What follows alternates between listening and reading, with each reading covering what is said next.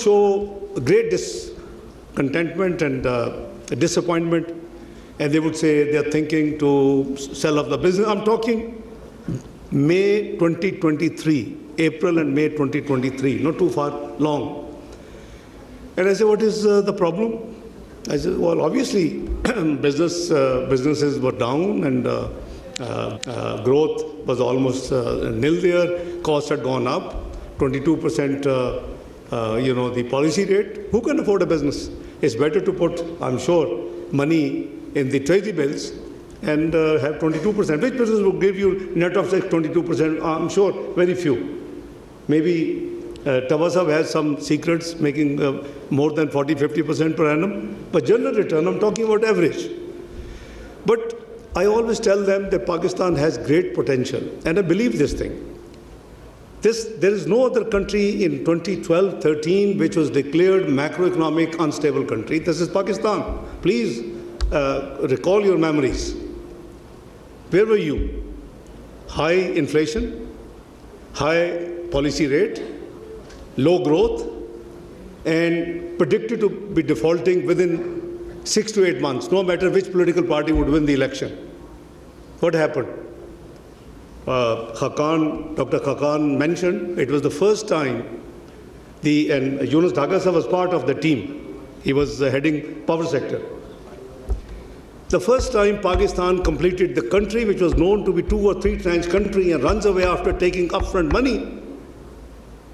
The first time it delivered the whole structural program of 12 successful, the reviews. And where did we reach in 2017? We are not talking about any other country, we are talking Pakistan.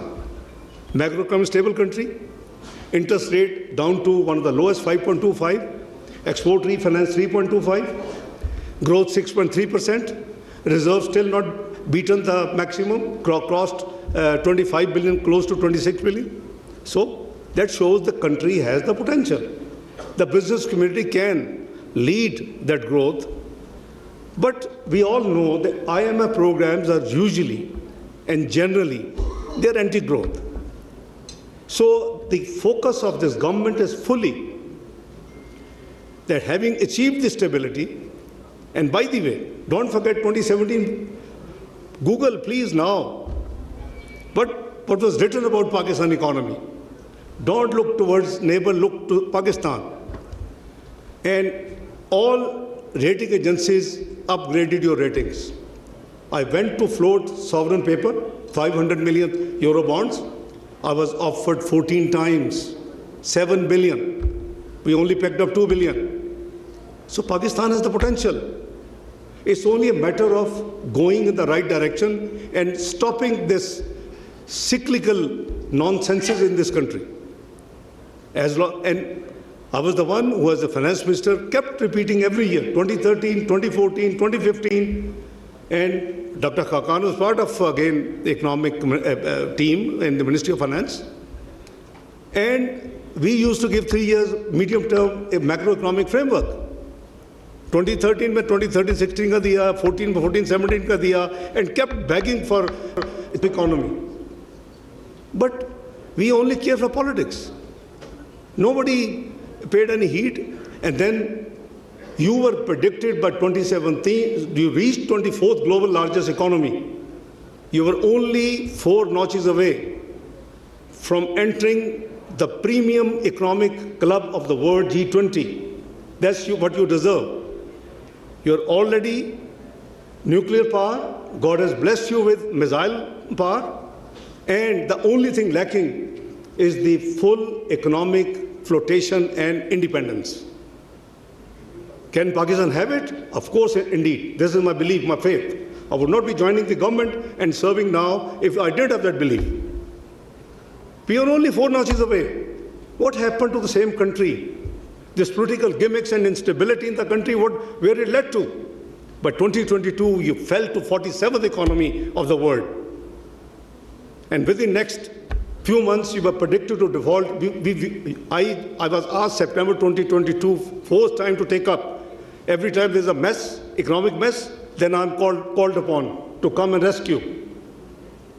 And what was being asked at that time? They were giving dates. Again, see the Googles. They were giving dates. Pakistan will default that day. Pakistan will default with that day. Last one's in May 2023. Fitch gave a date that they will default by 30th of June 2023, the max.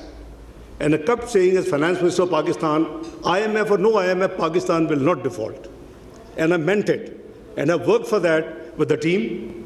And alhamdulillah, Pakistan didn't default. So you see, this country has resilience. This leadership in the business community, Pakistan has the acumen. They know how to make money. They know how to take the economic cycle forward. So we are the enablers. And rightly said by one of the panelists, that government must exit from the business. This is the key priority of this government. After PIA, we would be unbundling and unwinding many other areas. I try to do with as much speed as I can as chairman of the Cabinet Committee on Privatization. So our focus is that discos, all these loss-making entries must be get rid of, must be privatized. You see the history, whichever institution you privatize in the last 2-3 decades, you made many times more in terms of collecting taxes in future by their increase in profitability. So be large-hearted. So this government, as I said, has a very clear roadmap, and this is the resolve that Pakistan, frankly, I believe that we have returned to current account surplus, as Daga Sahab just indicated. It's how much? Just less than 2 years. You have worked hard, you contributed, you implemented the structural reforms, where you back again. Your current account deficit has turned into surplus. Your revenue, tax to GDP has increased by 2%. Your inflation has come down to 5.6% CPI.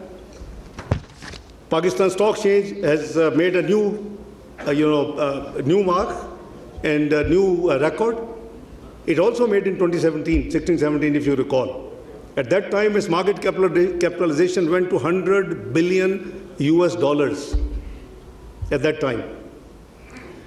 So दूसरी जो problem होती थी, जो मेरे पास साथी business के आते थे, they used to say, साथ पकड़ के, but we are, अभी by the way, one of the slide was debt. So Pakistan is debt trap. Okay, for a moment I take it that Pakistan is in deep debt business. But have you ever thought, what is our debt to GDP? What are other and compare with other countries? When I left, it was 63%. I triggered in 1999 this Fiscal Responsibility and Debt Limitation Act. It was not imposed by IMF or any other foreign country. It is self-imposed, 60%. When I came back in 2022, it was 73%. It has now gone again under 70%. But what US has, 109% debt to GDP. What UK has after COVID, 100% debt to GDP. What Japan has, 257% debt to GDP. So is debt to GDP, high debt to GDP is a constraint? No. What is the solution? Solution is here. You need to reach to a macroeconomic position where when you need to fill your external account difference and gap, you can float your sovereign paper, and the world community should be able to buy that paper, should be willing to buy that paper. And that, this is all facts. And they are available. I'm not talking of just tale stories. 2022-23, your paper was quoted in international markets at that time, sovereign paper at 44%. Even it went down as low as 34%. But when we honored our commitments, it shot up to 80% within a year of the PDM government. Now it is always trading above 100%. Why?